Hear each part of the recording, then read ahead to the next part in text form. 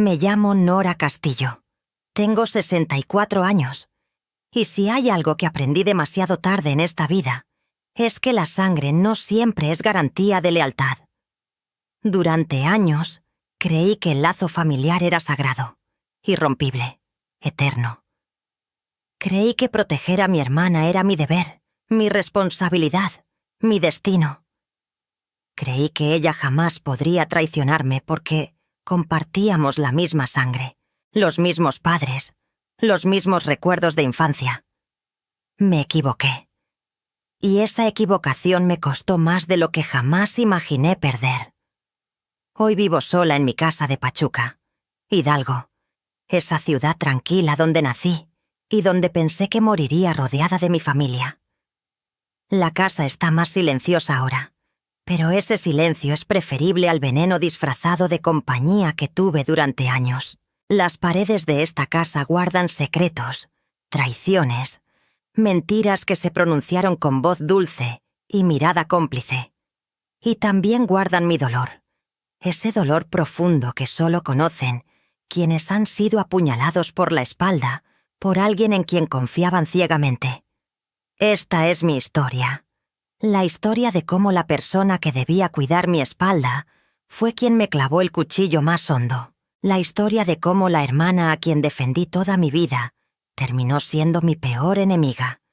Y también es la historia de cómo aprendí que nunca es tarde para recuperar tu dignidad, aunque eso signifique perder a quien creías que siempre estaría a tu lado. Si están escuchando esto, quiero que sepan que no busco lástima. Busco que comprendan algo importante, que la traición duele el doble cuando viene de quien jamás imaginaste, y que sobrevivir a ella te transforma en alguien más fuerte, aunque en el camino pierdas pedazos de tu corazón. Esta historia comienza hace muchos años, cuando Irene y yo éramos solo 2 niñas en Pachuca, pero su verdadero peso lo empecé a sentir hace apenas 3 años, cuando descubrí que mi propia hermana había usado mi nombre, mi firma, mi confianza para beneficio propio. Cuando descubrí que todo lo que yo consideraba sagrado para ella no valía nada. Antes de continuar con mi historia, quiero pedirles un favor. Si esta historia les está resonando, si sienten curiosidad por saber qué pasó, les agradecería enormemente que se tomaran apenas un segundo para suscribirse a este canal y activar la campanita. Aquí compartimos historias reales de mujeres como yo, que atravesamos situaciones difíciles y salimos adelante. Estas historias son completamente gratuitas y las hacemos con mucho esfuerzo para llegar a más personas que necesiten escuchar que no están solas. También les pido, por favor, que le den like a este video. Sé que parece poco, pero ese simple gesto nos ayuda muchísimo a que YouTube recomiende estas historias a más gente. Y si pueden dejarme un comentario contándome qué piensan de lo que estoy contando, o de qué ciudad o país me están escuchando, sería maravilloso. Me encanta saber que hay personas del otro lado, personas que comprenden, que han vivido algo similar, que simplemente me acompañan en este relato. Su apoyo hace que este canal crezca, que podamos llegar a más mujeres que necesitan escuchar estas historias, que sepan que después de la traición también hay vida, también hay dignidad, también hay fortaleza. Así que de verdad, se los agradezco de corazón. Ahora sí, permítanme contarles desde el principio cómo llegué a este punto de mi vida.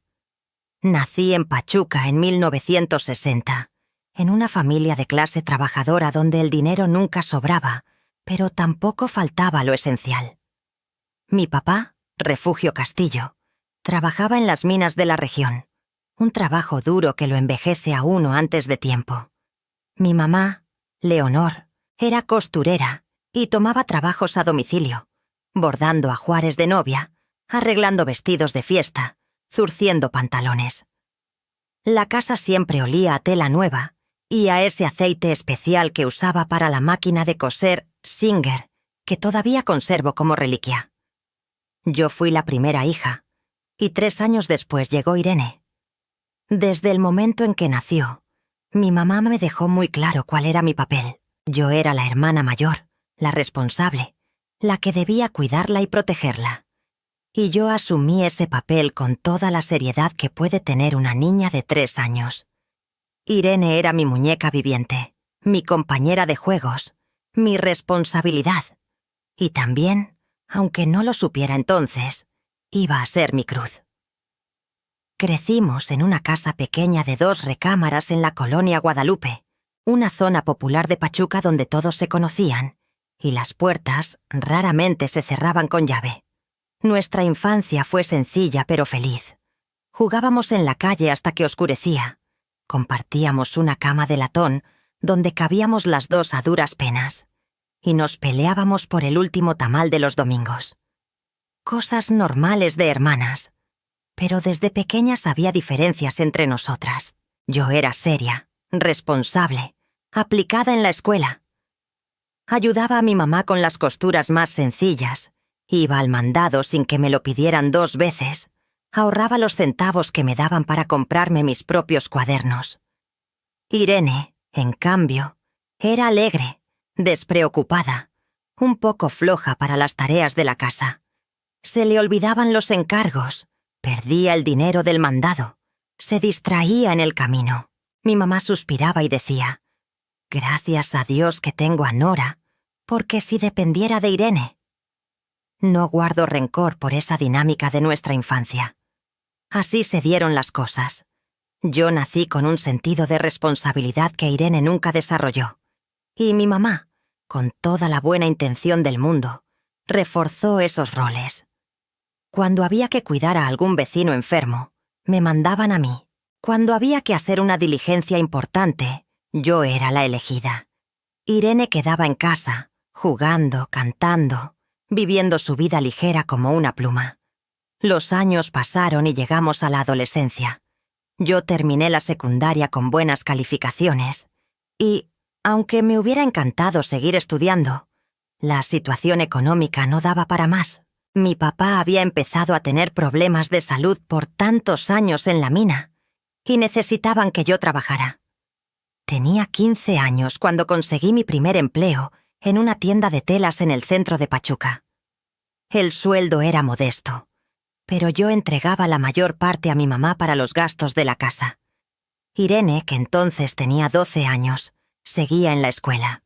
Mis papás hacían malabares para que ella pudiera terminar al menos la secundaria. Yo no me quejaba.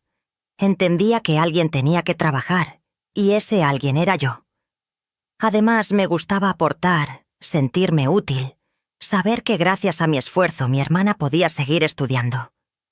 Cuando Irene cumplió 18 años, las cosas en casa cambiaron. Conoció a un muchacho llamado Raúl Mendoza, un tipo de 22 años que trabajaba de mecánico y que desde el primer día me cayó mal. Algo en su forma de mirar a mi hermana, en cómo le prometía el cielo y las estrellas, me inquietaba. Pero Irene estaba encaprichada. Decía que Raúl era el amor de su vida, que se iban a casar, que iban a ser felices para siempre. Mi mamá estaba preocupada. Mi papá, que para entonces ya estaba bastante enfermo de los pulmones, apenas tenía fuerzas para opinar. Yo intenté hablar con Irene, hacerle ver que Raúl no era buena opción, que era mejor que esperara, que conociera más gente, que no se apresurara. Pero mi hermana no quiso escuchar. A los 19 años se casó con él en una ceremonia pequeña en la parroquia del barrio. El matrimonio de Irene fue un desastre desde el principio. Raúl resultó ser irresponsable con el dinero, tomaba más de la cuenta y tenía un carácter que se volvía agrio cuando las cosas no salían como él quería. Menos de un año después de la boda, Irene apareció en casa de mis papás con un ojo morado y el labio partido. Dijo que se había caído. Todos supimos que mentía.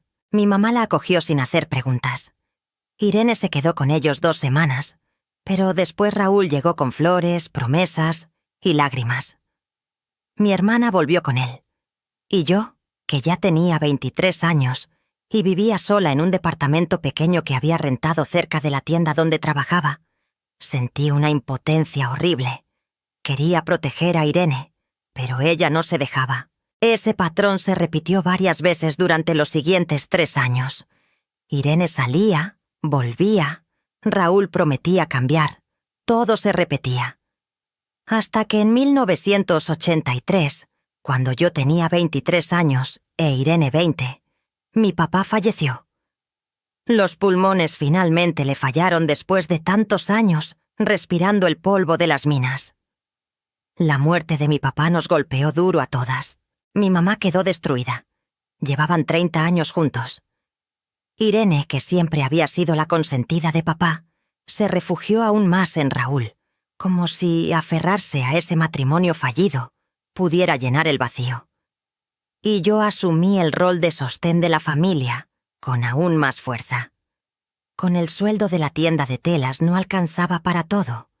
Mi mamá tenía su trabajo de costura, pero su vista ya no era la misma, y los encargos habían disminuido.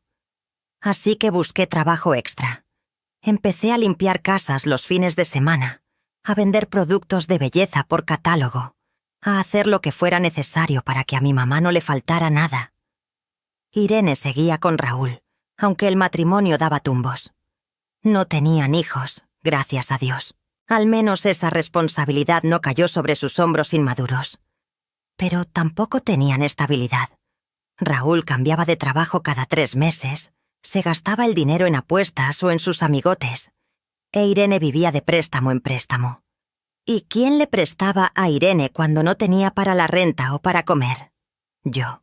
Cada vez que mi hermana tocaba a mi puerta con los ojos llorosos y una historia sobre cómo Raúl había gastado todo el dinero, yo le daba lo que podía. 100 pesos aquí, 200 allá. A veces era para pagar servicios, otras para comprar comida. Irene siempre prometía devolverme el dinero en cuanto Raúl cobrara, pero ese dinero nunca llegaba. Yo no le reclamaba. Era mi hermana. ¿Cómo iba a dejarla pasar hambre? ¿Cómo iba a permitir que la corrieran de su casa por falta de pago? La sangre es la sangre, me decía. La familia se ayuda. Eso fue lo que nos enseñaron nuestros papás. En 1987, cuando yo tenía 27 años, conocí a un hombre. Se llamaba Fernando Guzmán, trabajaba en una ferretería y era amable, responsable, trabajador. Empezamos a salir. Él quería casarse, formar una familia. Yo también lo deseaba. Pero cada vez que pensaba en dar ese paso, Irene necesitaba algo. Un préstamo urgente, ayuda para mudarse porque Raúl había perdido otro trabajo, dinero para un médico. Fernando se cansó de esperar. Me dijo que tenía que elegir entre él y mi familia. Yo no supe qué responder. Él se fue. Encontró a otra mujer, se casó, tuvo hijos, y yo me quedé sola, cuidando de mi mamá y sosteniendo económicamente a mi hermana cuando ella no podía. Fue mi decisión. No culpo a nadie. Pero a veces me pregunto cómo habría sido mi vida si hubiera elegido diferente. Los años 90 llegaron y las cosas seguían igual. Irene finalmente se separó de Raúl en 1992, después de 13 años de un matrimonio que nunca debió existir. Se divorciaron y ella volvió a vivir con mi mamá. Para entonces, yo ya había progresado un poco. Después de años trabajando en la tienda de telas, había ahorrado lo suficiente para poner un pequeño negocio propio, una mercería en la misma colonia donde crecimos. No era gran cosa, pero era mío. Vendía hilos, botones, cierres, telas para vestidos. Mi mamá me ayudaba cuando su salud se lo permitía. El negocio iba bien. No me hacía rica, pero me daba para vivir dignamente y seguir ayudando a mi mamá. Irene, que para entonces tenía 32 años, trabajaba de vez en cuando en lo que saliera. Vendía cosméticos, trabajaba en tiendas de ropa, limpiaba oficinas. Nunca duraba mucho en ningún lado. Siempre había una razón.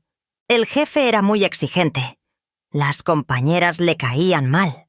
El horario no le convenía. Mi mamá estaba preocupada por Irene. ¿Qué va a pasar con ella cuando yo ya no esté? Me preguntaba. Tú eres fuerte, Nora. Tú siempre has sabido salir adelante. Pero tu hermana... Ella necesita que alguien la cuide. Y yo, como buena hija mayor, asentía y prometía que siempre cuidaría de Irene. Era mi deber, mi responsabilidad, mi destino. En el año 2000, mi mamá falleció. Tenía 72 años y su corazón simplemente se cansó de latir. Fue tranquilo, en su cama, rodeada de sus hijas, pero su muerte me dejó con un vacío enorme y con una responsabilidad aún mayor. Irene.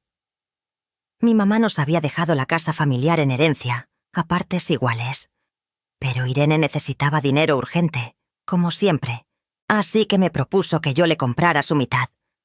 Le di lo que había ahorrado durante años, 200.000 pesos. Ella firmó la escritura sin leer los detalles, tomó el dinero y lo gastó en menos de 6 meses. Nunca supe en qué.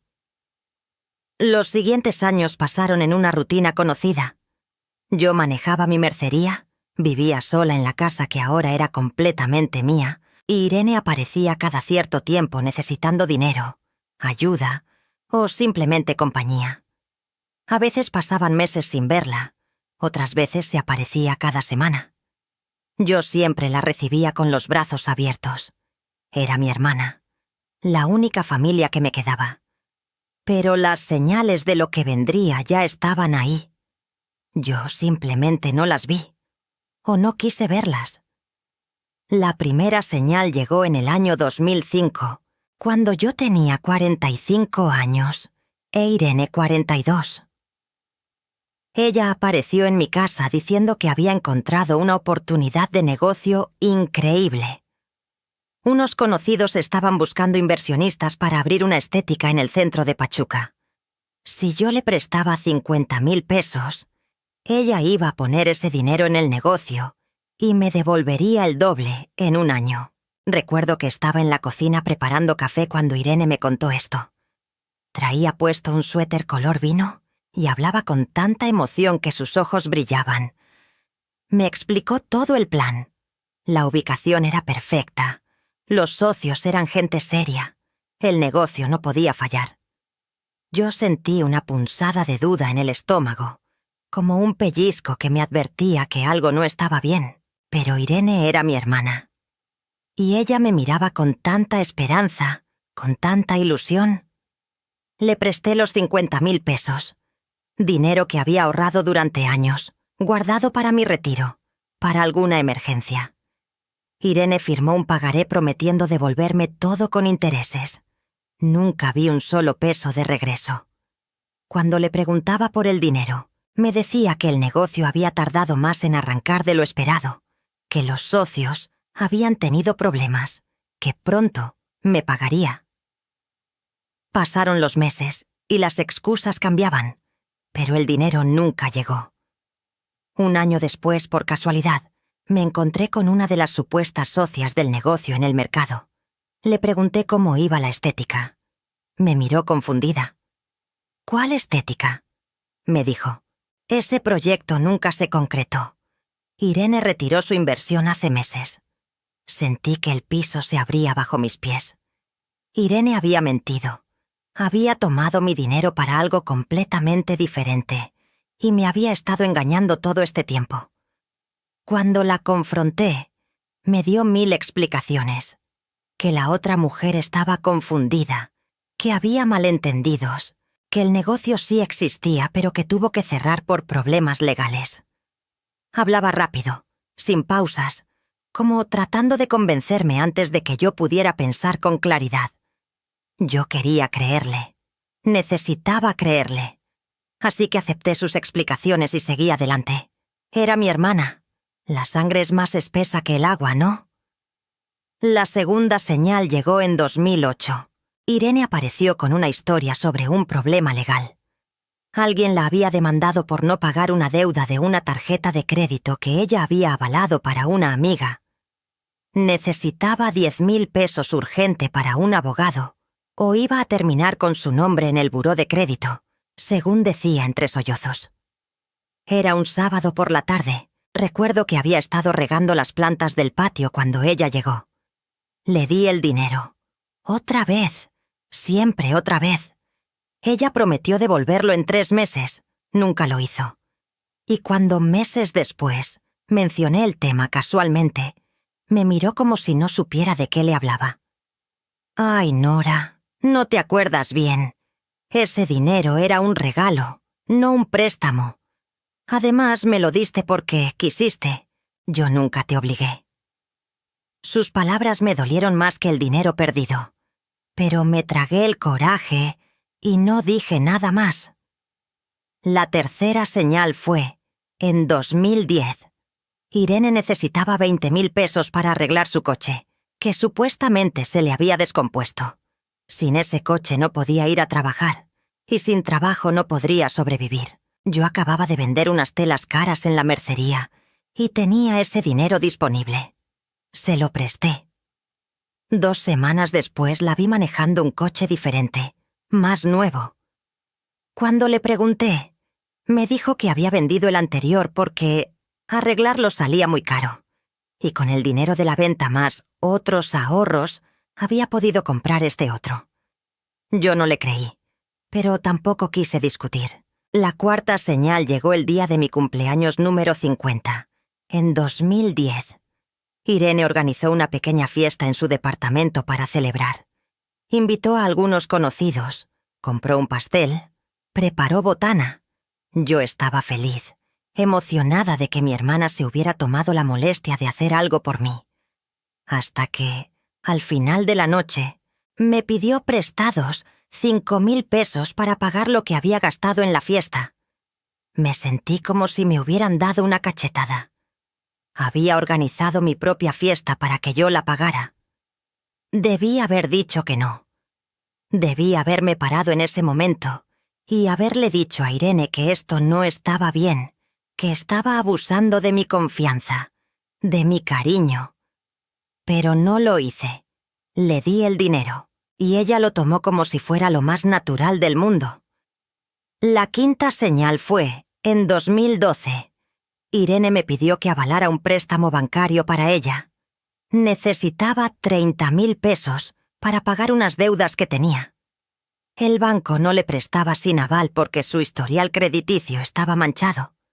Me juró por la memoria de nuestros papás que pagaría religiosamente cada mes, que yo no tendría que preocuparme por nada. Firmé como aval. Irene pagó las primeras 3 mensualidades. Después dejó de pagar. El banco comenzó a cobrarme a mí. Durante 1 año estuve pagando ese préstamo que no era mío, mientras Irene me decía que estaba pasando por una mala racha, que pronto se pondría al corriente. Nunca lo hizo. Yo terminé de pagar los 30.000 pesos más los intereses. Fueron casi 40.000 pesos en total. La sexta señal ocurrió en 2014. Irene tuvo un problema de salud.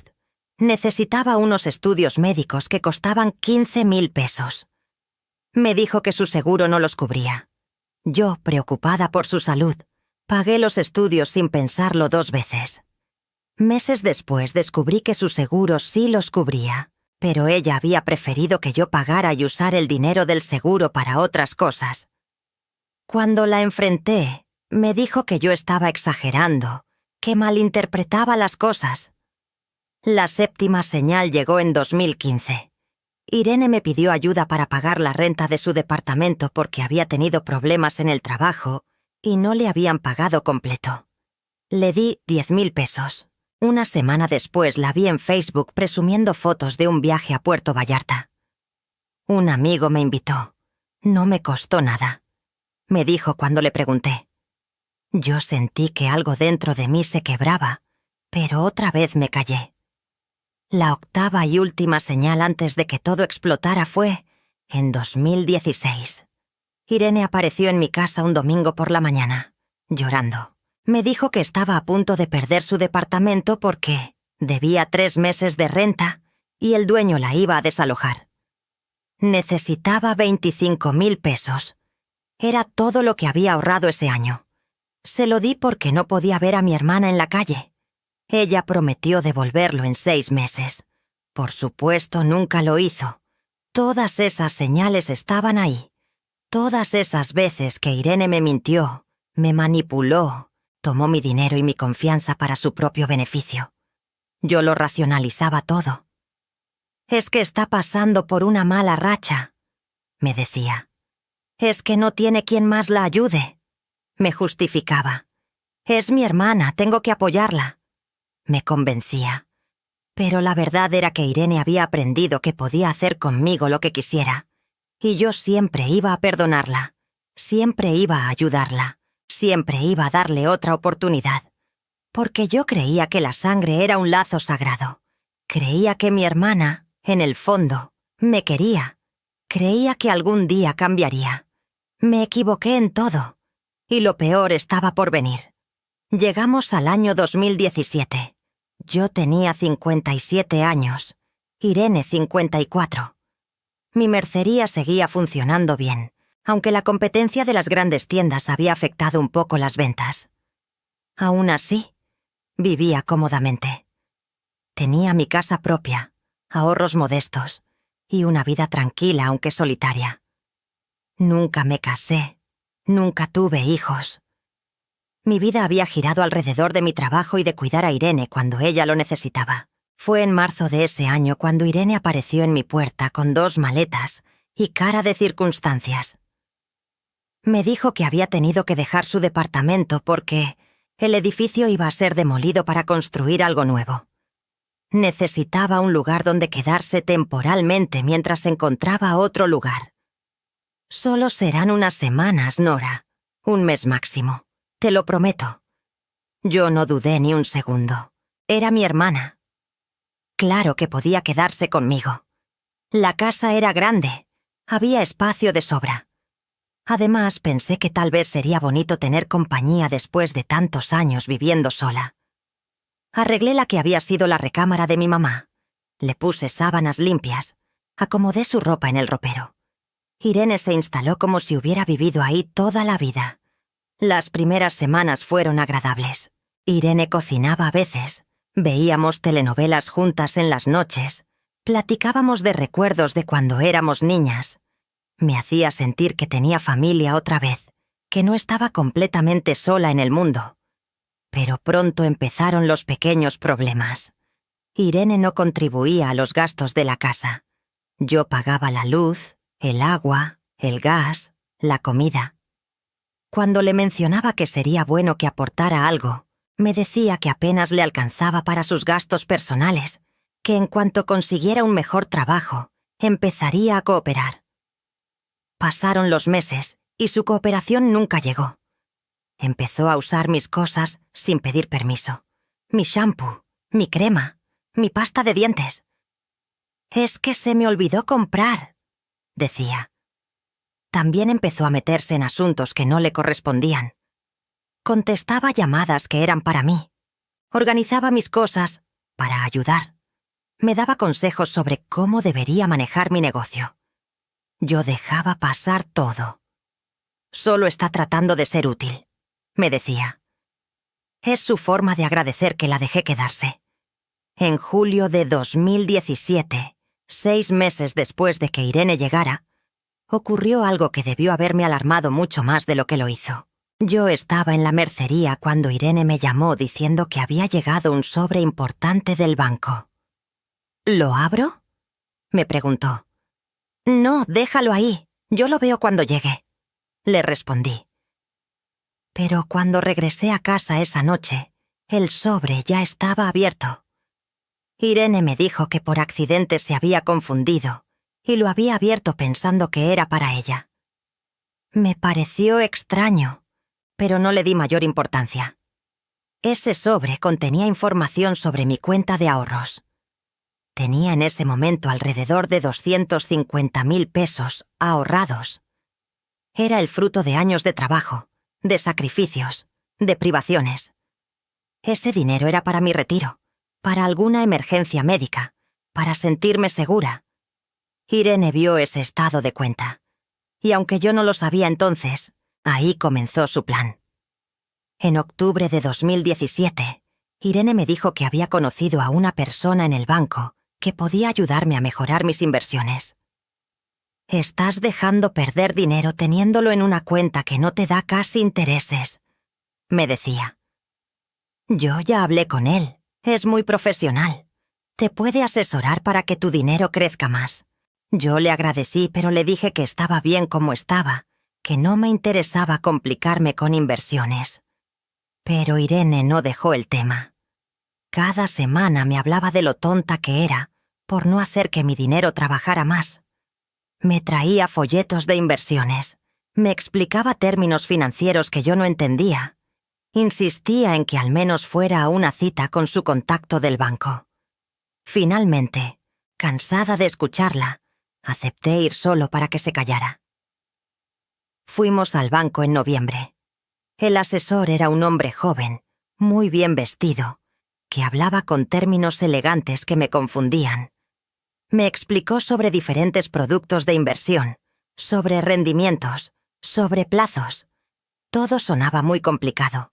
Yo le dije que lo iba a pensar, pero Irene insistió en que al menos dejara mis datos para que pudieran mandarme información. Firmé una hoja que supuestamente era solo para recibir información. Debí haber leído lo que firmé con más cuidado. Debí haber desconfiado. Pero Irene estaba ahí, mi hermana, la persona que supuestamente velaba por mis intereses. No sospeché nada malo. En diciembre, Irene comenzó a recibir llamadas a la casa. Decía que eran del trabajo, pero hablaba en voz baja y se encerraba en su cuarto para contestar. También empezó a pedirme que le firmara papeles. «Es para un trámite», me decía. «Es solo tu firma, no es nada importante». Yo firmaba sin leer, confiaba en ella. El año 2018 llegó sin que yo sospechara nada. Mi vida seguía su ritmo normal. La mercería, la casa, las comidas con Irene, las noches viendo televisión. Todo parecía tan normal, tan cotidiano. No había señales de alarma evidentes. O tal vez sí las había. Pero yo estaba tan acostumbrada a confiar ciegamente en mi hermana que no las veía. En febrero de 2018, Irene me dijo que había conseguido un trabajo muy bueno, vendiendo seguros. Estaba muy emocionada. Me dijo que por fin iba a poder cooperar con los gastos de la casa, que las cosas iban a mejorar. Yo me alegré por ella. Pensé que finalmente Irene estaba encaminándose, pero ese trabajo requería que ella saliera mucho de casa. Llegaba tarde, a veces ni siquiera dormía en la casa. Decía que tenía reuniones, capacitaciones, juntas con clientes. Yo no cuestionaba nada. Ella era adulta, podía hacer lo que quisiera. Además, si estaba trabajando duro era algo bueno, ¿no? En marzo, empecé a recibir llamadas extrañas del banco. Me preguntaban por documentos que supuestamente yo había firmado, por trámites que supuestamente había iniciado. Yo no entendía nada.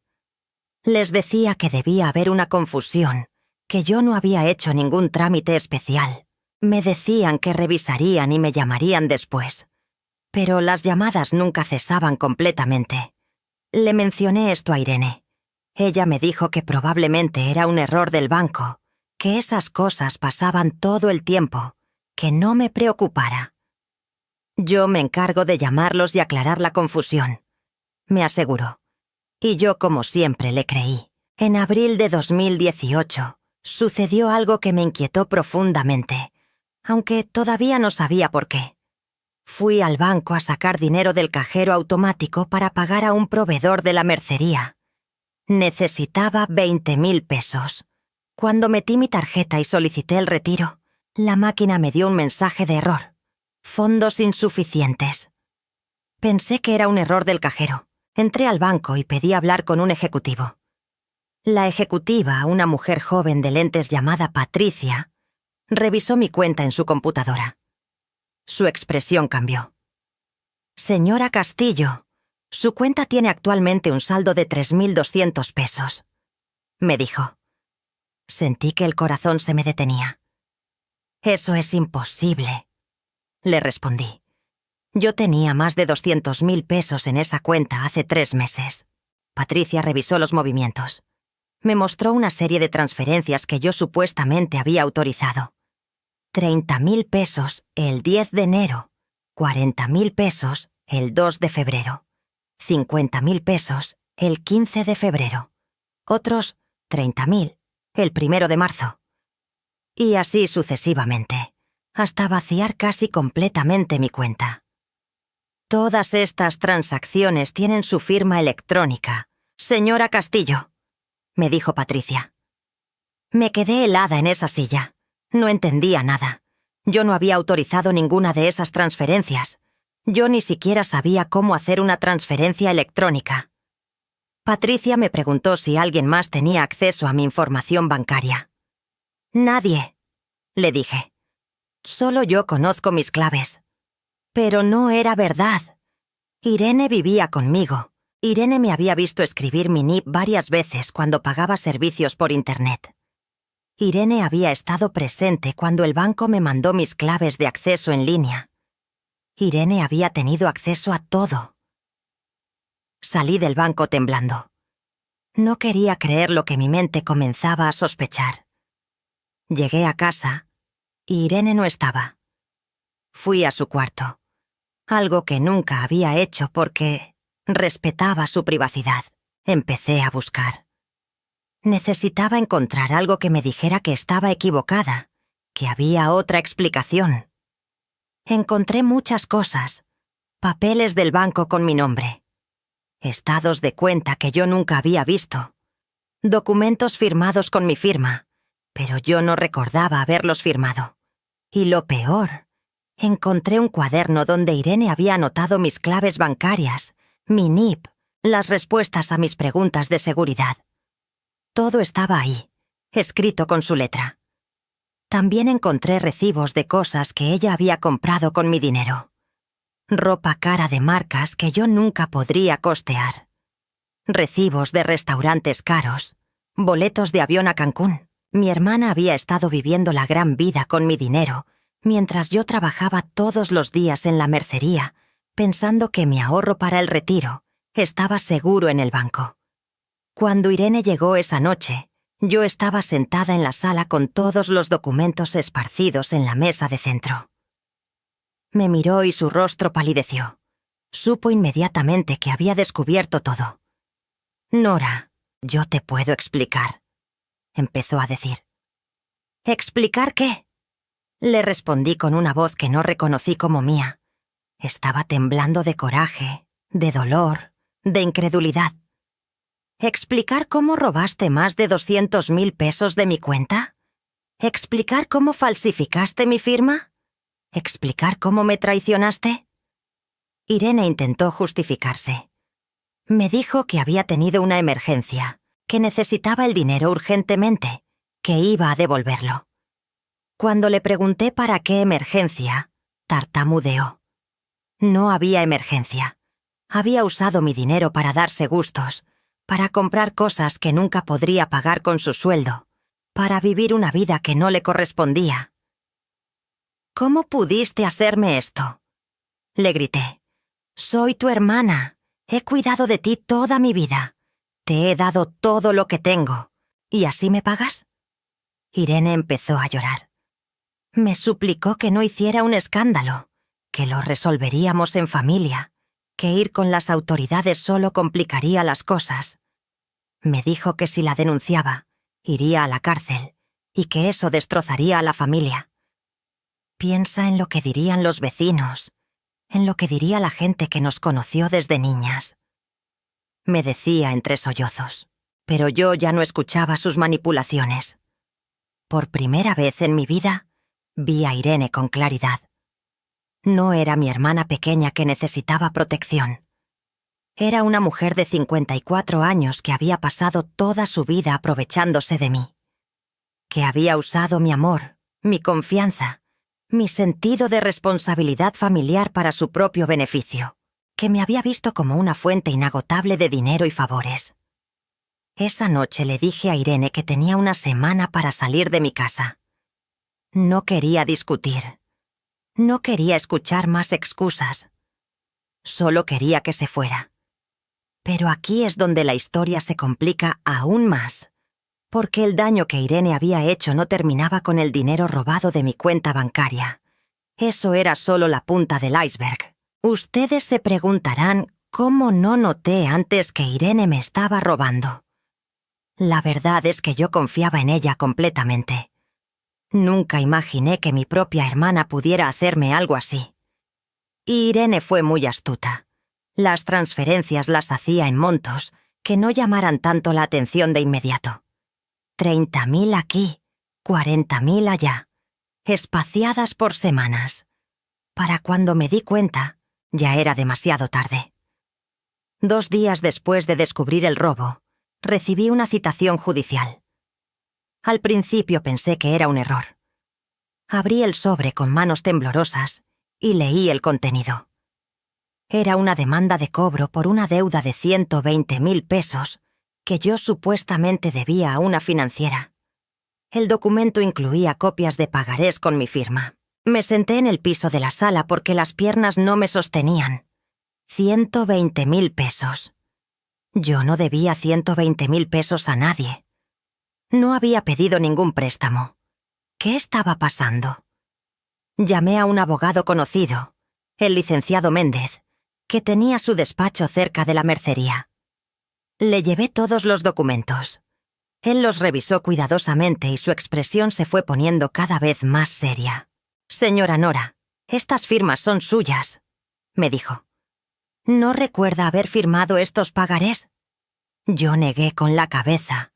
No recordaba haber firmado nada de eso. El licenciado Méndez me explicó que estos documentos databan de hace 6 meses.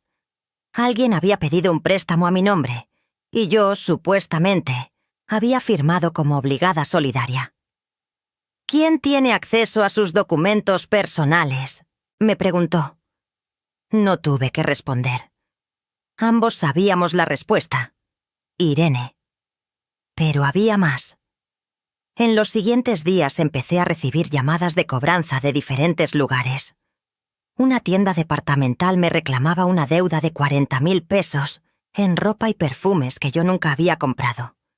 Una compañía de telefonía celular me cobraba 5 líneas telefónicas que yo nunca había contratado. Un concesionario de autos me reclamaba el enganche de un coche que yo supuestamente había apartado y nunca pagado. Fui descubriendo que Irene había usado mi nombre, mi información personal, copias de mi identificación que ella había sacado sin que yo supiera, para hacer compras, pedir créditos, firmar contratos. Había suplantado mi identidad durante meses, tal vez años, para beneficiarse económicamente. El total de las deudas que Irene había acumulado a mi nombre ascendía a casi 300.000 pesos. Sumado a los 200.000 que me había robado del banco, yo había perdido 500.000 pesos.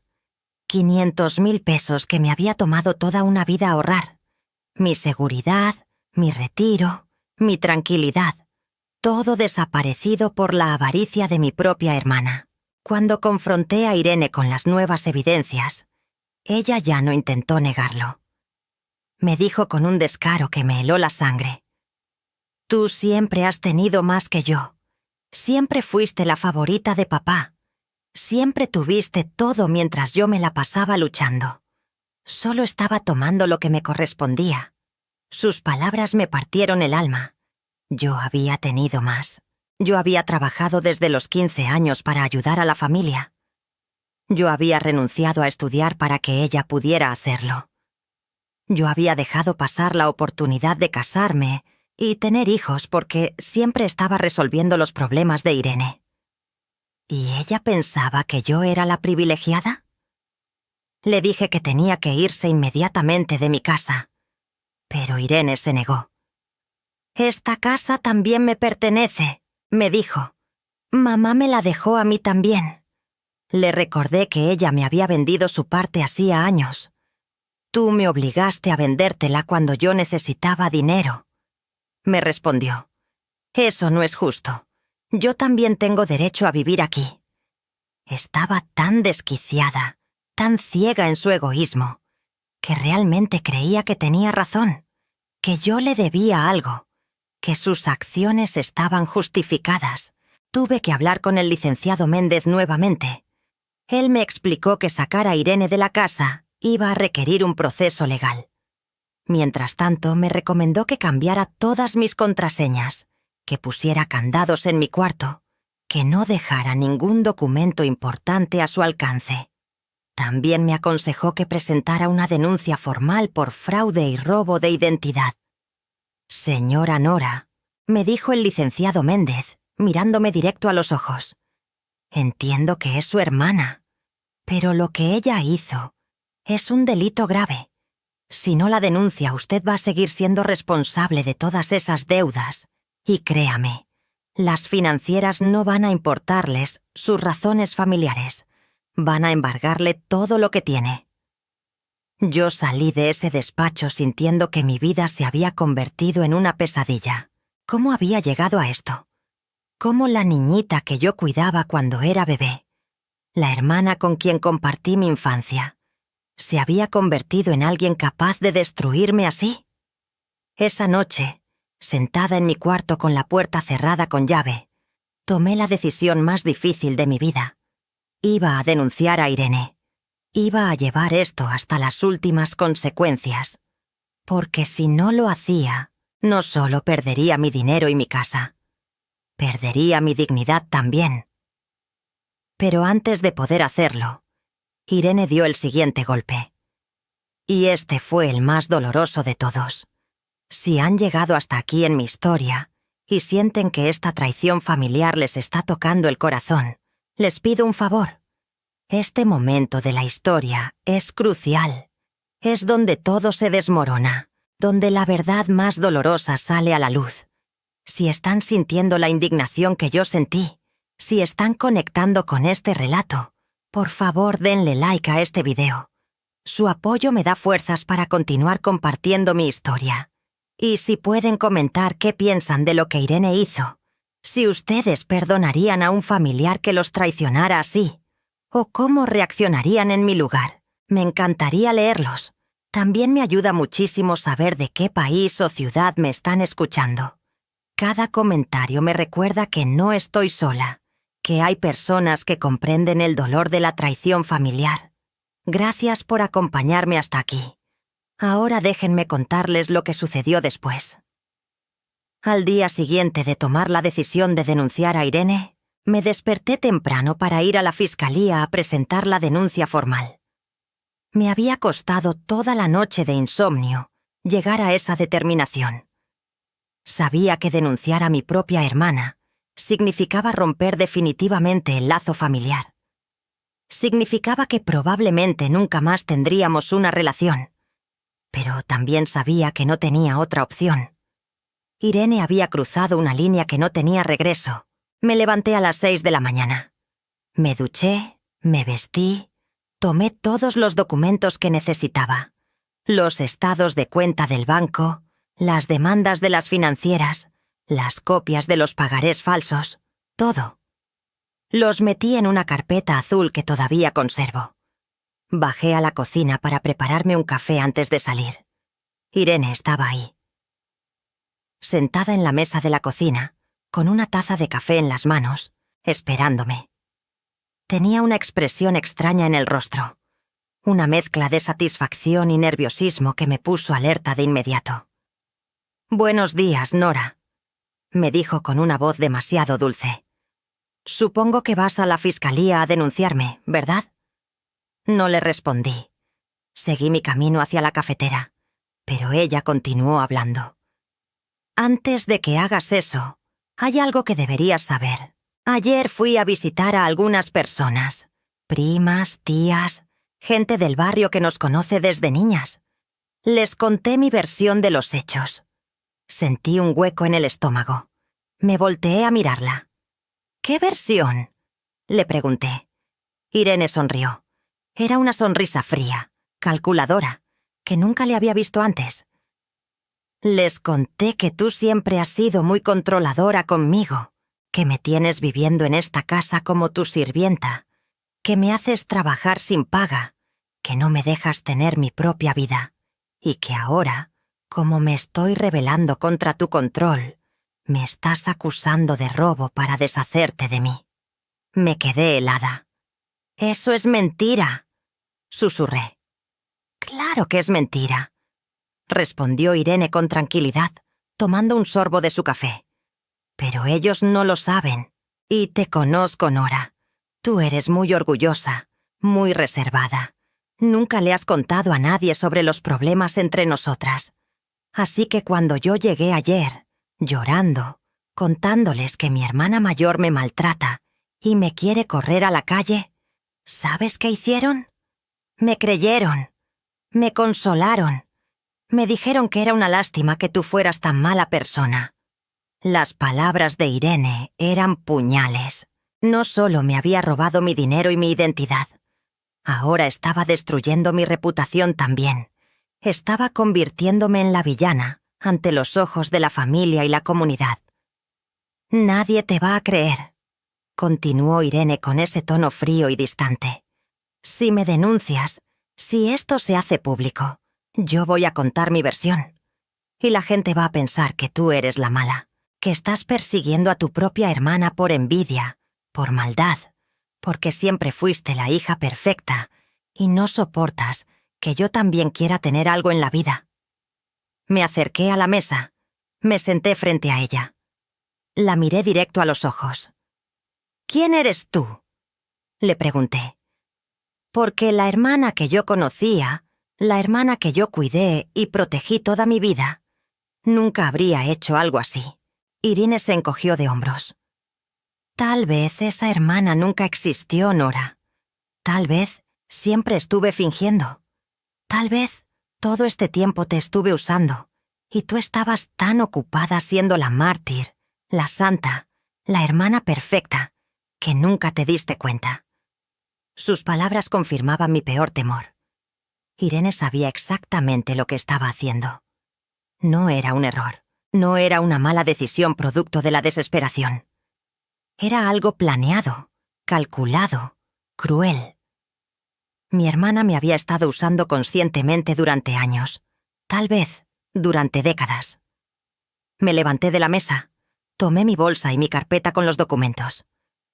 «Voy a hacer la denuncia de todas formas», le dije. «No me importa lo que la gente piense.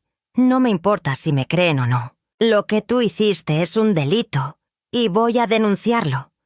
Irene suspiró, como si todo esto la aburriera. «Haz lo que quieras, Nora, pero recuerda que yo también tengo documentos. Documentos que tú firmaste, autorizaciones que tú diste. Va a ser tu palabra contra la mía. Y yo soy muy buena contando historias convincentes». Salí de la casa sintiendo que el piso se movía bajo mis pies. Irene tenía razón en algo. Iba a ser muy difícil probar que ella había actuado sin mi consentimiento cuando existían documentos con mi firma. Aunque esa firma hubiera sido obtenida con engaños, aunque yo nunca hubiera leído lo que estaba firmando, legalmente esos documentos me comprometían. Llegué a la fiscalía y presenté la denuncia formal. El agente del Ministerio Público que me atendió fue amable pero realista. Me explicó que casos como el mío eran muy complicados de probar, especialmente cuando el perpetrador era un familiar cercano que había tenido acceso legítimo a la casa y a documentos personales. «Señora Castillo», me dijo el agente, un hombre de unos 40 años con cara de cansancio. «Lo que su hermana hizo es fraude, suplantación de identidad y robo. Pero va a ser muy difícil procesarla si ella alega que usted le dio permiso para hacer esas transacciones. ¿Tiene testigos de que usted no autorizó esas operaciones?». No tenía testigos. Todo había sucedido dentro de mi casa, entre ella y yo. Nadie más sabía lo que había pasado. Y ahora Irene había sembrado su versión de los hechos en la familia y la comunidad, preparando el terreno para desacreditarme si yo la acusaba públicamente. Salí de la fiscalía sintiéndome derrotada. La denuncia estaba hecha, pero el agente había sido claro. Sin pruebas contundentes, sin testigos, con documentos firmados por mí, El caso probablemente no prosperaría. Irene podría salirse con la suya. Durante las siguientes semanas, experimenté algo que nunca había vivido antes: el rechazo de mi propia familia. Primas que siempre habían sido amables conmigo dejaron de saludarme. Una tía me llamó para decirme que estaba decepcionada de mí por cómo trataba a Irene. Vecinos que me conocían desde niña me miraban con desconfianza cuando pasaba por la calle. Irene había hecho su trabajo bien. Había llorado en hombros ajenos. Había contado historias de maltrato y abuso. Había pintado un cuadro donde ella era la víctima inocente y yo la hermana abusiva. Y la gente le creía porque Irene siempre había sido la hermana simpática, la alegre, la que caía bien a todos. Yo, en cambio, siempre había sido más seria, más reservada, más distante. Era más fácil creerle a ella que a mí. La situación en la casa era insostenible. Irene se negaba a irse. Decía que tenía derechos, que yo no podía correrla así como así. Mientras el proceso legal para desalojarla avanzaba con lentitud desesperante, teníamos que convivir bajo el mismo techo. Yo me encerraba en mi cuarto con llave. Guardaba mi comida aparte. No le dirigía la palabra. Ella, por su parte, actuaba como si nada pasara. Veía televisión en la sala, usaba la cocina, se comportaba como si fuera su casa y yo fuera la invasora. Las deudas que Irene había acumulado a mi nombre empezaron a cobrar fuerza. Las financieras me llamaban todos los días, amenazando con embargarme. Tuve que contratar al licenciado Méndez para que me representara en cada uno de los casos. Cada consulta, cada documento, cada trámite costaba dinero que yo ya no tenía. Tuve que vender parte del inventario de la mercería a precio rebajado para pagar los honorarios del abogado. Tuve que hacer recortes en mis gastos. Dejé de comer fuera, dejé de comprar ropa, dejé de hacer cualquier gasto que no fuera estrictamente necesario. Mi vida se convirtió en trabajar en la mercería todo el día y regresar a una casa donde mi propia hermana me esperaba con miradas de satisfacción. Hubo momentos en que pensé en rendirme, en dejarle todo a Irene y empezar de cero en otro lugar. Pero cada vez que esos pensamientos llegaban, me acordaba de mi mamá, de mi papá, de todos los años que trabajé honradamente para construir algo mío, y sabía que no podía regalarle esa victoria a Irene. No podía dejar que me quitara también mi dignidad. Entonces empecé a planear. Si el sistema legal iba demasiado lento, si Irene había logrado manipular a la familia, si yo no podía probar mi caso con los documentos existentes, tendría que encontrar otra forma de demostrar la verdad. Tendría que ser más astuta que ella. Tendría que jugar el juego que Irene había empezado, pero jugarlo mejor. Y así comenzó mi planeación de la resolución más elaborada que jamás imaginé llevar a cabo. No iba a ser venganza. Iba a ser justicia. Iba a ser verdad. Iba a ser mi forma de recuperar no solo mi dinero o mi casa, sino mi nombre y mi paz. La planeación de mi estrategia comenzó una noche de junio de 2018. Estaba sentada en mi cuarto, rodeada de todos los documentos que había recopilado. Estados de cuenta, demandas, recibos, la denuncia que había presentado ante la fiscalía. Todo estaba ahí. Pero nada era suficiente para probar de manera contundente que Irene me había engañado. Los documentos tenían mi firma. Los trámites aparentemente habían sido hechos con mi consentimiento, y mientras Irene siguiera negando todo y contando su versión de víctima, yo estaba en desventaja. Necesitaba pruebas irrefutables. Necesitaba que Irene se delatara a ella misma. Y para eso, tendría que hacer algo que iba completamente en contra de mi naturaleza. Tendría que mentir, manipular, actuar.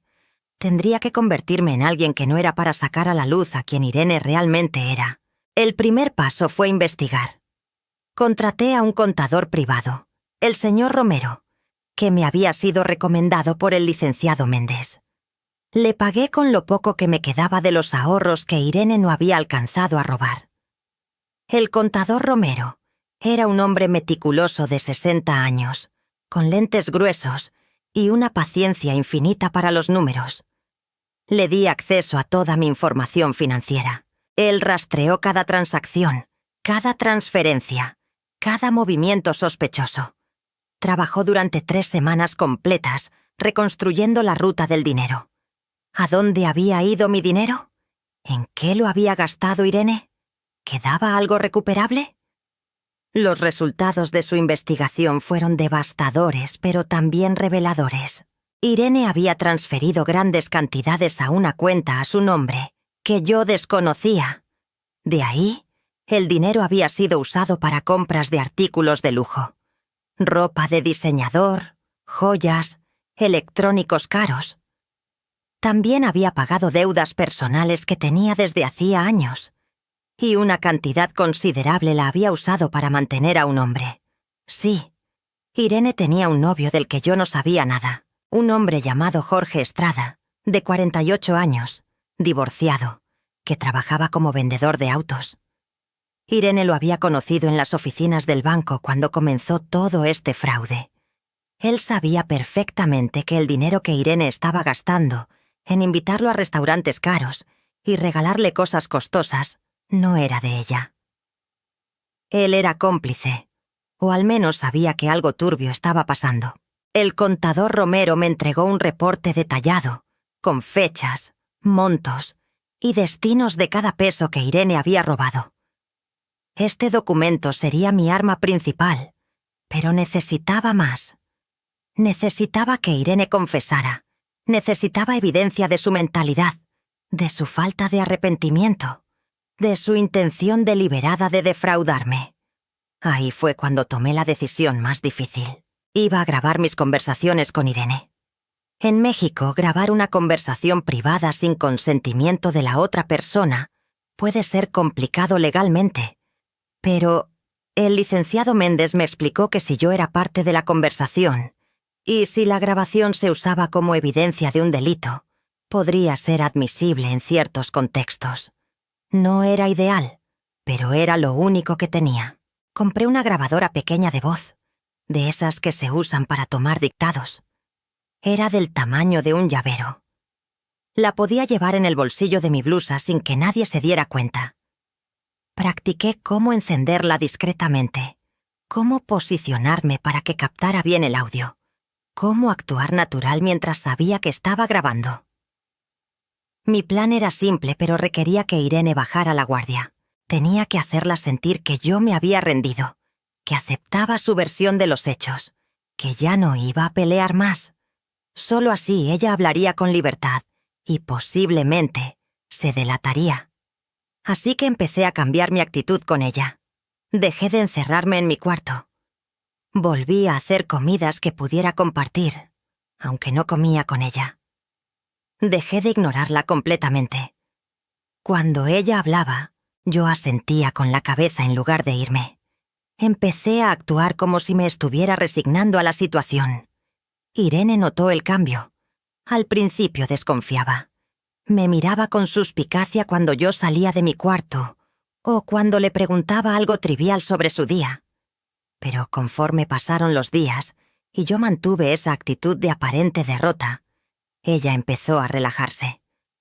Volvió a ser la Irene conversadora, la que contaba anécdotas, la que se sentaba en la sala a platicar como si fuéramos las mejores amigas del mundo. Una tarde de julio, después de 2 semanas de este teatro, me senté con ella en la sala. Llevaba la grabadora en el bolsillo de mi pantalón, ya encendida.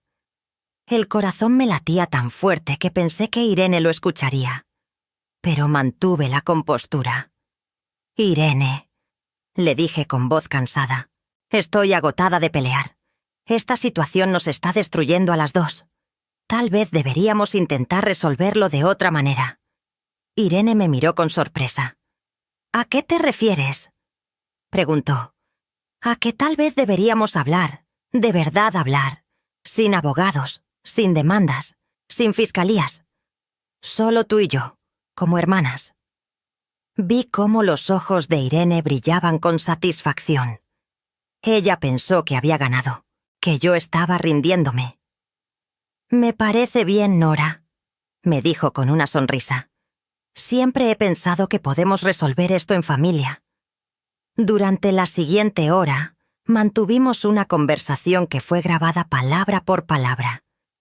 Yo la guié con cuidado, haciendo preguntas que parecían conciliatorias, pero que en realidad buscaban que ella revelara información comprometedora.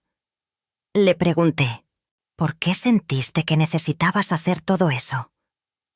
Y ella respondió con honestidad brutal. «Porque siempre tuviste más que yo, Nora. Siempre fuiste la consentida, la responsable, la que tenía dinero ahorrado. Yo también merecía tener algo, y tú nunca me lo ibas a dar por las buenas, así que tuve que tomarlo». Le pregunté, «¿Cómo conseguiste mis claves del banco?» Y ella contestó, «Fue fácil. Tú eres tan predecible. Vi cómo ponías tu NIP varias veces». Las preguntas de seguridad las respondí basándome en lo que sé de ti. El banco nunca sospechó nada porque usé tu número de teléfono y tu dirección. Todo parecía legítimo. Le pregunté, «¿Y los documentos que firmé sin saber qué eran?» Y ella admitió, «Te decía que eran cosas sin importancia. Tú confías ciegamente en mí, Nora. Siempre lo has hecho. Fue demasiado fácil. Solo tenía que darte una excusa, y tú firmabas sin leer». Cada palabra que salía de su boca era una confesión, y todo estaba siendo grabado. Pero no podía mostrar emoción. No podía dejar que ella sospechara. Así que continué actuando como la hermana derrotada que buscaba comprensión. Le pregunté sobre Jorge, su novio. Él sabía de dónde venía el dinero. ¡Buah! Irene se rió. Claro que sabía. Le dije que era una herencia que me habías estado escondiendo y que finalmente había recuperado. No le importó. Mientras yo pudiera invitarlo a lugares caros y comprarle cosas, él estaba feliz. Obtuve todo lo que necesitaba en esa conversación. Confesión de fraude, confesión de manipulación deliberada, admisión de que había usado mi información personal sin mi consentimiento, confirmación de que su novio era cómplice, o al menos sabía que el dinero era ilícito. Todo estaba ahí, en esa grabación. Cuando terminamos de hablar, le dije a Irene que necesitaba tiempo para pensar en cómo resolveríamos todo. Ella asintió, satisfecha, creyendo que yo estaba a punto de ceder y dejarle todo. Se fue a su cuarto silbando. Y yo me encerré en el mío con la grabadora en mano, temblando de alivio y de anticipación. Esa misma noche llevé la grabación al licenciado Méndez. Él la escuchó completa, tomando notas. Cuando terminó, me miró con una mezcla de sorpresa y admiración. «Señora Nora, esto es oro puro. Con esta confesión, podemos fortalecer enormemente su caso». Ella admitió fraude, manipulación y uso indebido de información. Esto lo cambia todo. Pero el licenciado también me advirtió que la grabación por sí sola no sería suficiente para un proceso penal exitoso. Necesitábamos más evidencias, más testimonios, más presión. Y ahí fue cuando diseñamos la segunda fase del plan: confrontar a Jorge Estrada, el novio de Irene. El contador Romero me había dado la dirección del lugar donde trabajaba Jorge, una agencia de autos usados en las afueras de Pachuca. Yo fui ahí con el licenciado Méndez. Jorge estaba en el lote mostrando un carro a un cliente potencial cuando llegamos. Esperamos a que terminara y después nos acercamos. Jorge era un hombre de estatura media, cabello engomado, traje barato pero bien planchado. Cuando le dijimos quién era yo, su expresión cambió. Sabía exactamente quién era Nora Castillo. «Señor Estrada», le dijo el licenciado Méndez con tono profesional, «tenemos evidencia de que usted ha recibido beneficios económicos producto de un fraude cometido contra mi clienta. Como abogado, le recomiendo que coopere con nosotros si no quiere enfrentar cargos como cómplice». Jorge palideció. Yo no sabía que era fraude, balbuceó. Irene me dijo que ese dinero era de ella. Le mostramos recibos de restaurantes y tiendas donde Irene lo había llevado usando mi dinero. Le mostramos transferencias que Irene había hecho a su cuenta bancaria. El licenciado Méndez le explicó que recibir bienes y dinero, sabiendo o debiendo saber que provienen de un delito, lo hacía legalmente responsable. Jorge sudaba copiosamente. «¿Qué quieren de mí?», preguntó. «Queremos que testifique», respondí yo. «Queremos que confirme que Irene le dijo de dónde venía ese dinero. Queremos que admita todo lo que sabe sobre cómo ella me defraudó». Jorge miró alrededor nerviosamente, como si buscara una salida, pero sabía que estaba acorralado. «Si testifico contra Irene, ella va a querer matarme», murmuró. «Si no testifica», respondió el licenciado Méndez, «va a enfrentar cargos penales que pueden llevarlo a la cárcel. Usted decide». Jorge aceptó cooperar. Firmó una declaración jurada donde confirmaba que Irene le había contado que estaba usando el dinero de su hermana, que él sabía que yo no había dado ese dinero voluntariamente y que él había recibido beneficios de esa situación. También aceptó testificar en un juicio si era necesario. Con la grabación de la confesión de Irene y el testimonio de Jorge, teníamos un caso mucho más fuerte. Pero yo quería más. Quería que la familia supiera la verdad. Quería que todos aquellos que habían creído la versión de Irene y me habían dado la espalda vieran quién era realmente mi hermana. Así que planeé una reunión familiar. Era arriesgado. Irene podría negarse a asistir o podría controlar la narrativa. Pero yo apostaba a que su arrogancia y su confianza en haber manipulado a todos la harían aparecer. Cité a la reunión en la casa de mi tía Eulalia, una de las pocas familiares que no se había dejado influenciar completamente por Irene. Le expliqué a mi tía que necesitaba reunir a la familia para aclarar la situación. Ella, que siempre había sido justa, aceptó. Invitamos a todas las primas, tías, tíos y conocidos cercanos que habían estado involucrados en este drama. Les dijimos que era urgente, que tenían que escuchar mi versión de los hechos. Muchos llegaron más por curiosidad que por solidaridad, pero llegaron. El día señalado era un sábado a mediados de agosto de 2018. Llegué a casa de mi tía con el licenciado Méndez, el contador Romero y todos los documentos que habíamos preparado. También llevaba la grabadora con la confesión de Irene y una copia de la declaración de Jorge. Irene llegó tarde, como siempre. Cuando entró a la sala y vio a toda la familia reunida y vio al licenciado Méndez ahí, su expresión cambió. Supo que algo estaba pasando. Intentó salirse con una excusa, pero mi tía Eulalia la detuvo. «Irene, siéntate», le dijo mi tía con firmeza. «Nora tiene algo que decir y tú vas a escuchar». Me puse de pie. Tenía las manos temblando. Nunca había sido buena para hablar en público. Pero esta era mi oportunidad de limpiar mi nombre y desenmascarar a Irene frente a todos. «Familia», comencé, «los reuní aquí porque necesito que conozcan la verdad. Sé que Irene les ha contado que yo soy mala con ella, que la maltrato, que quiero correrla injustamente de la casa. Pero eso no es cierto. Y hoy voy a probarles por qué». Durante la siguiente hora, presenté cada evidencia meticulosamente.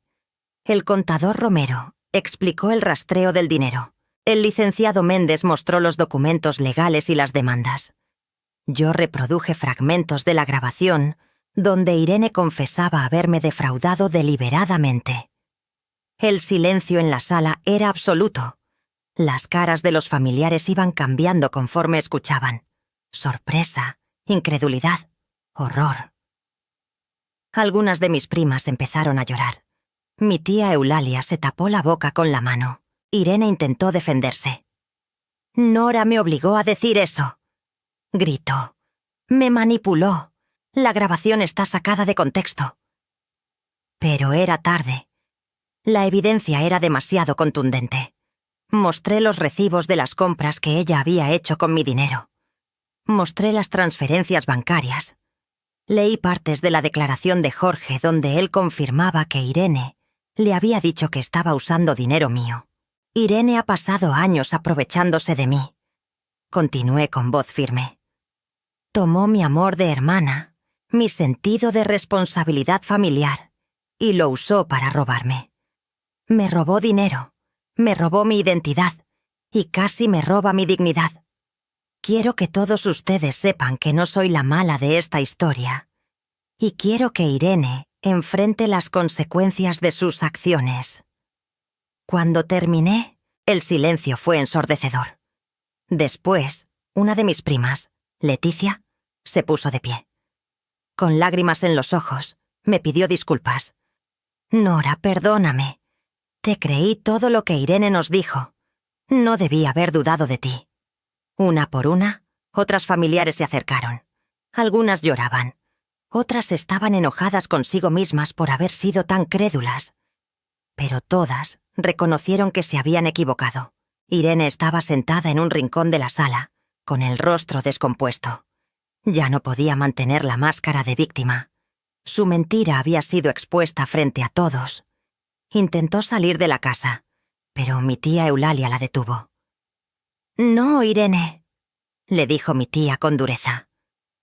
«Tú te vas a quedar aquí y vas a escuchar lo que tu hermana merece decirte. Y después vas a disculparte. No porque eso vaya a arreglar lo que hiciste, sino porque es lo mínimo que le debes». Pero Irene no se disculpó. En lugar de eso, se levantó y enfrentó a todos con una frialdad que heló la sangre.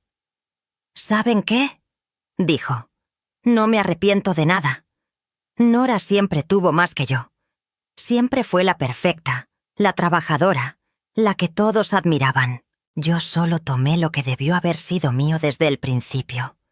Si ella fue tan tonta como para confiar en mí, ese es su problema».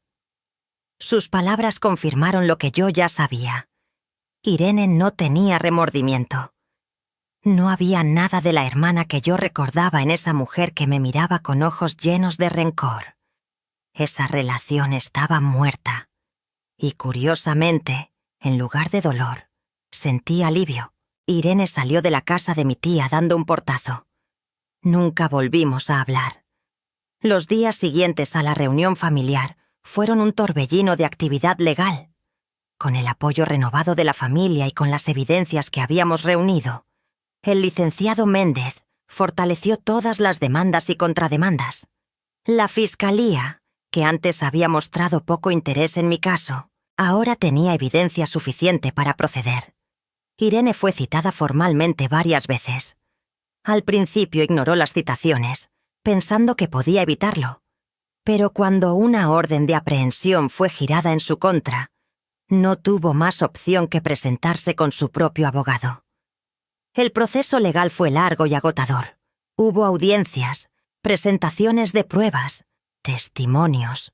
Jorge Estrada cumplió su palabra y testificó contra Irene. El contador Romero presentó su análisis forense de las finanzas. Yo tuve que sentarme en un estrado y narrar una y otra vez cómo mi propia hermana me había defraudado. Irene contrató a un abogado defensivo que intentó desacreditar las grabaciones, que argumentó que yo había manipulado las cifras, que insistió en que todo había sido un malentendido familiar. Pero las evidencias eran abrumadoras. Los jueces no tenían duda. Irene había cometido fraude, robo y suplantación de identidad. El juicio culminó 6 meses después, en febrero de 2019. Irene fue declarada culpable de múltiples delitos y sentenciada a 5 años de prisión. También fue obligada a devolver el dinero robado más intereses y daños. Como no tenía recursos para pagar, sus pocas pertenencias fueron embargadas y vendidas en subasta.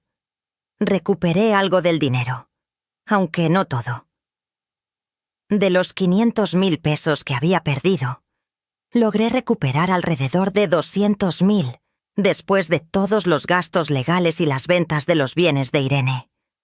No era todo, pero era algo. Y más importante que el dinero, Recuperé mi nombre y mi dignidad.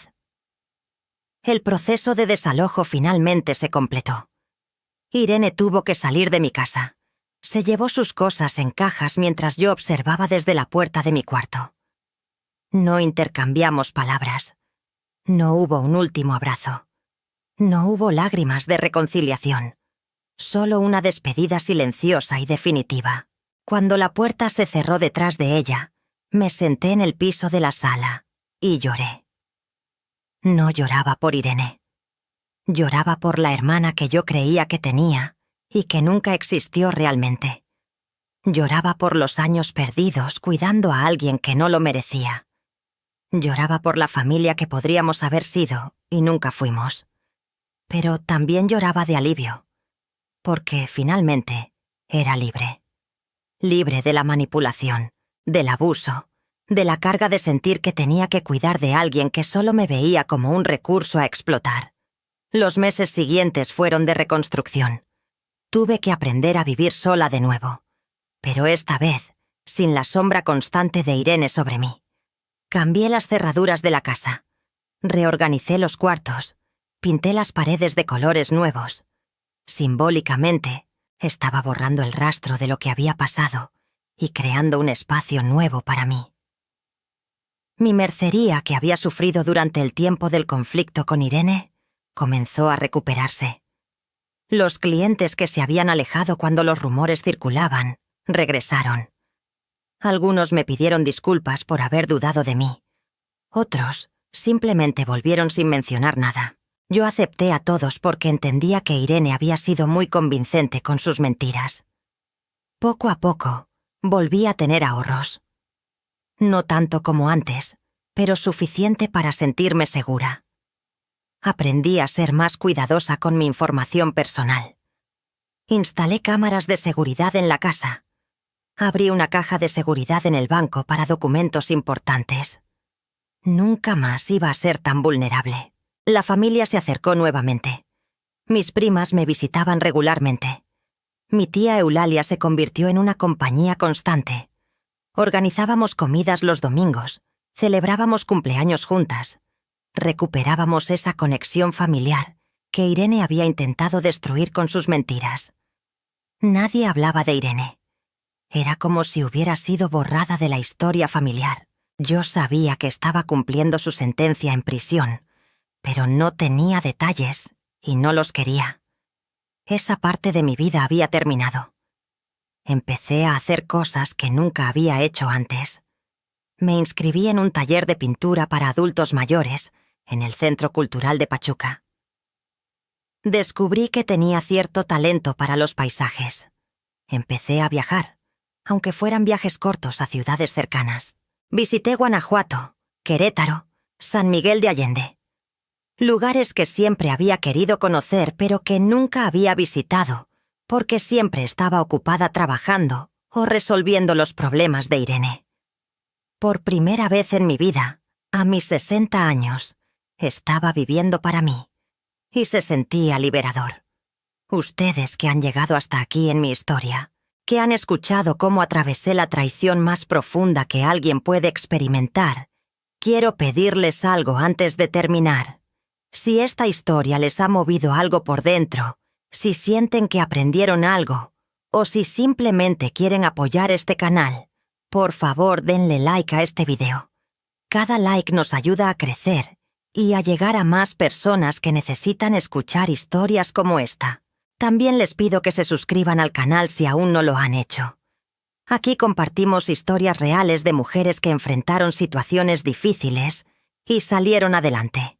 Y por favor, dejen un comentario contándome qué les pareció mi historia, si ustedes habrían hecho lo mismo, o de qué país o ciudad nos están viendo.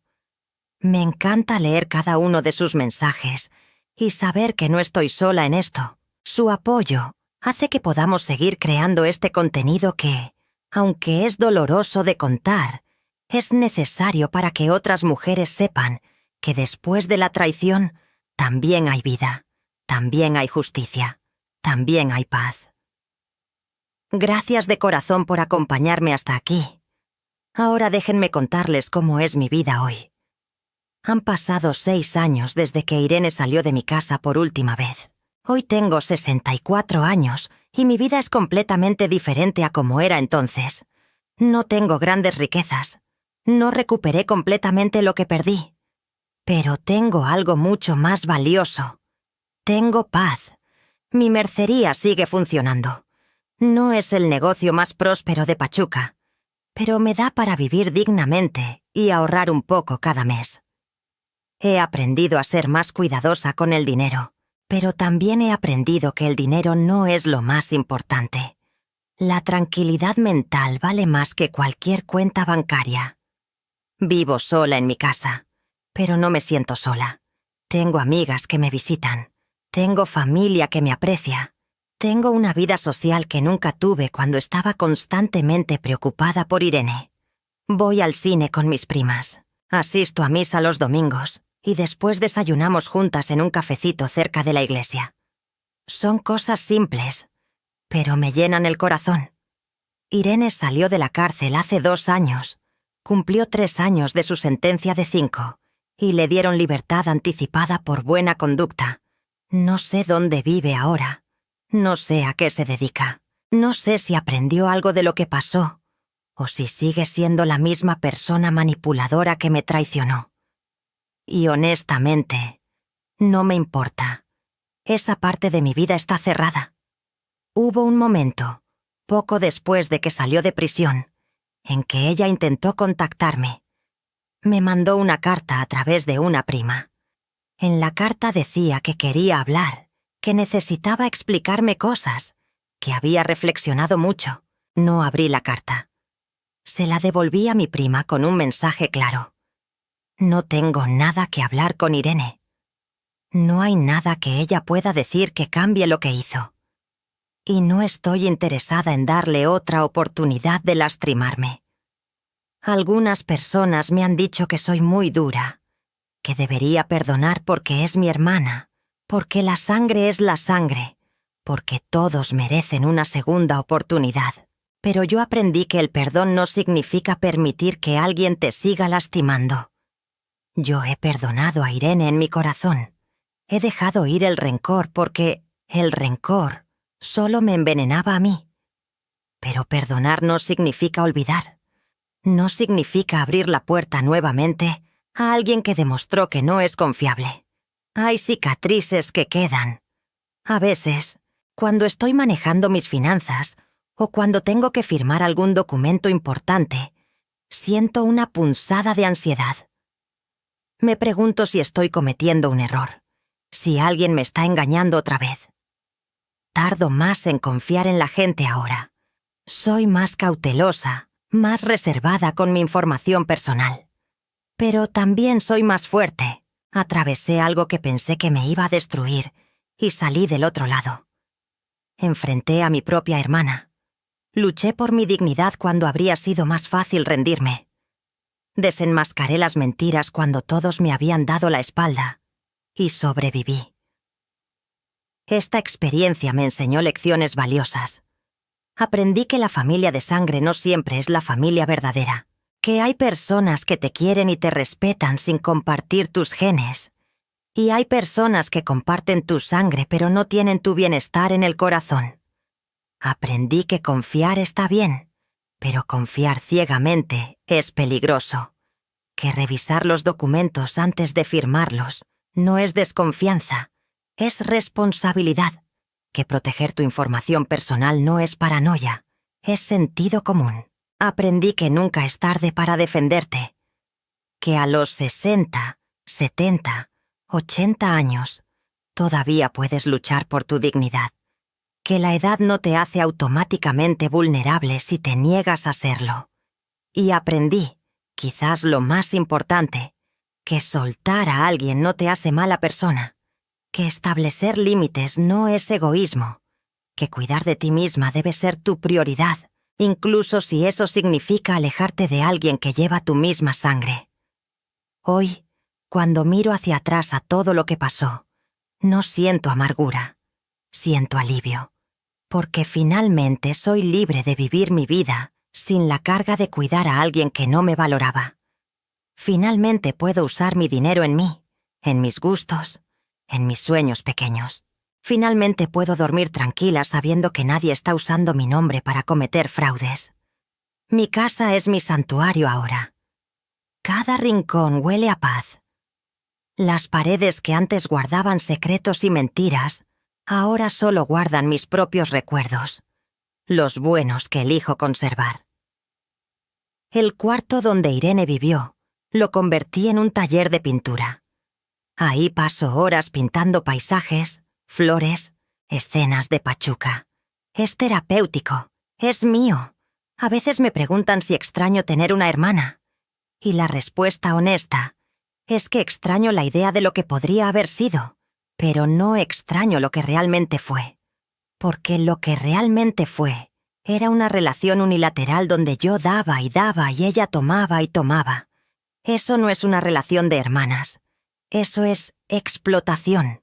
No tengo resentimiento contra las personas que le creyeron a Irene cuando ella contó su versión de los hechos. Entiendo que ella es muy convincente. Entiendo que es más fácil creer la historia dramática de la víctima que investigar la verdad. Y al final, todos ellos regresaron cuando vieron la evidencia.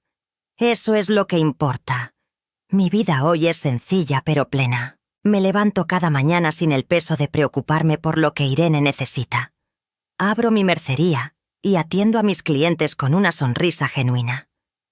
Regreso a mi casa y cocino lo que quiero. Veo lo que quiero en la televisión. Organizo mi tiempo como me place. Son libertades pequeñas que antes no valoraba porque nunca las había perdido. Los fines de semana pinto, leo, visito a mi familia. He empezado a escribir un poco también. Nada profesional, solo memorias para mí misma. Escribir sobre lo que pasó me ha ayudado a procesarlo, a entenderlo, a darle un cierre definitivo. Económicamente me he recuperado en lo posible. No tengo los ahorros que tenía antes. Probablemente nunca los vuelva a tener al mismo nivel. Pero tengo lo suficiente para vivir sin angustias. Y he aprendido que la verdadera riqueza no está en cuánto tienes en el banco, sino en cuánta paz tienes en el corazón. Si Irene vive bien o mal hoy, no lo sé. Si tiene trabajo, casa, pareja, no tengo idea. Y he hecho las paces con el hecho de que no es mi responsabilidad saberlo. Durante décadas, la vida de Irene fue mi responsabilidad. Sus problemas eran mis problemas. Sus deudas eran mis deudas. Sus errores eran mis cargas. Ya no más. Ella es una mujer adulta que tomó decisiones adultas. Y ahora tiene que vivir con las consecuencias de esas decisiones. No es mi trabajo rescatarla. No es mi trabajo perdonarla. No es mi trabajo darle otra oportunidad de destruirme. Y esa realización, esa aceptación de que no le debo nada a alguien solo porque compartimos sangre, ha sido liberadora de una manera que no puedo describir completamente con palabras. A todas las mujeres que me están escuchando, especialmente a aquellas que están pasando por situaciones similares, quiero decirles algo importante. Nunca es tarde para defenderte. No importa cuántos años tengas, no importa cuánto tiempo haya pasado, no importa qué tan difícil parezca la situación. Tu dignidad vale más que cualquier lazo familiar tóxico. Si hay alguien en tu vida que te está usando, que te está manipulando, que te hace sentir que siempre tienes que dar sin recibir nada a cambio, tienes el derecho de poner límites. Tienes el derecho de decir no más. Tienes el derecho de protegerte, incluso si esa persona es tu hermana, tu hija, tu madre, tu mejor amiga.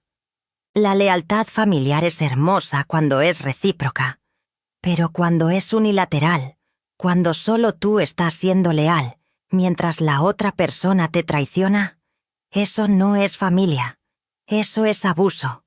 Y tú no le debes lealtad a quien te abusa. No permitas que nadie te haga sentir culpable por protegerte. No permitas que te digan que eres mala persona por establecer límites. No permitas que usen tu amor contra ti. Y si ya pasaste por algo similar, si ya enfrentaste la traición de alguien cercano, y lograste salir adelante. Quiero que sepas que eres más fuerte de lo que crees, que sobrevivir a una traición familiar te convierte en una guerrera, que reconstruir tu vida después de que alguien intentó destruirla es un acto de valentía increíble. Nunca es tarde para empezar de nuevo. Nunca es tarde para elegirte a ti misma. Nunca es tarde para cerrar puertas que deberían haber estado cerradas hace años. Nunca es tarde para vivir en paz. Yo tengo 64 años. Empecé mi vida nueva a los 60. Y estos últimos 4 años han sido los más tranquilos y felices de mi vida, precisamente porque aprendí que mi bienestar es más importante que mantener una relación tóxica por el simple hecho de compartir sangre. Si yo pude hacerlo a mi edad, después de décadas de ser manipulada y usada, tú también puedes. No importa cuán difícil se vea el camino. No importa cuántas personas te digan que estás exagerando o que deberías perdonar y olvidar. Tú sabes lo que viviste. Tú sabes lo que sufriste. Y solo tú puedes decidir cuánto estás dispuesta a tolerar. El perdón está bien, pero no tiene que incluir reconciliación. Puedes perdonar a alguien en tu corazón para liberarte del rencor, pero eso no significa que tengas que permitirle volver a entrar en tu vida. Puedes desearle bien desde la distancia. Puedes soltar el coraje sin soltar los límites. Tu paz mental vale más que cualquier expectativa social sobre cómo deberías comportarte con tu familia. Tu seguridad emocional y financiera es más importante que mantener las apariencias. Tu vida es tuya y tienes derecho a vivirla libre de personas que solo te causan daño. Estas son las lecciones que aprendí. Este es el mensaje que quiero dejarles. Y si mi historia puede ayudar aunque sea a una persona a tomar la decisión de defenderse, a poner límites, a salir de una situación abusiva, entonces todo lo que pasé habrá valido la pena. Termino mi historia aquí, en este momento de mi vida, donde finalmente tengo paz. No es el final de cuento de hadas donde todo quedó perfecto. No recuperé todo el dinero. No tengo la familia que siempre soñé. No tengo una reconciliación mágica con Irene. Pero tengo algo mejor. Tengo dignidad. Tengo paz. Tengo libertad. Tengo la satisfacción de saber que me defendí cuando todo estaba en mi contra. Tengo el respeto de las personas que realmente me importan. Y tengo la tranquilidad de saber que nunca más nadie va a aprovechar mi bondad de esa manera. Pensé que mi sangre me protegería. Pensé que el lazo familiar era sagrado e irrompible. Pensé que Irene, en el fondo, me quería y valoraba todo lo que yo había hecho por ella. Me equivoqué en todo.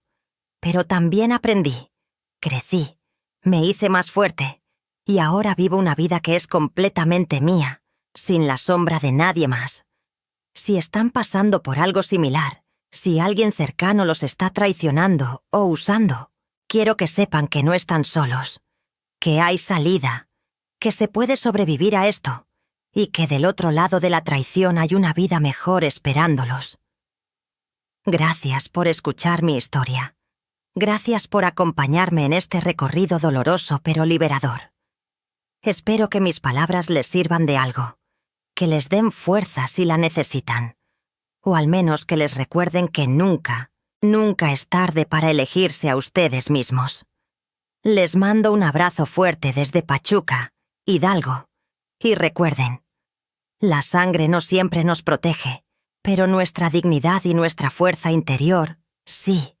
Cuídense mucho y nunca dejen que nadie les quite su paz. Hasta la próxima historia.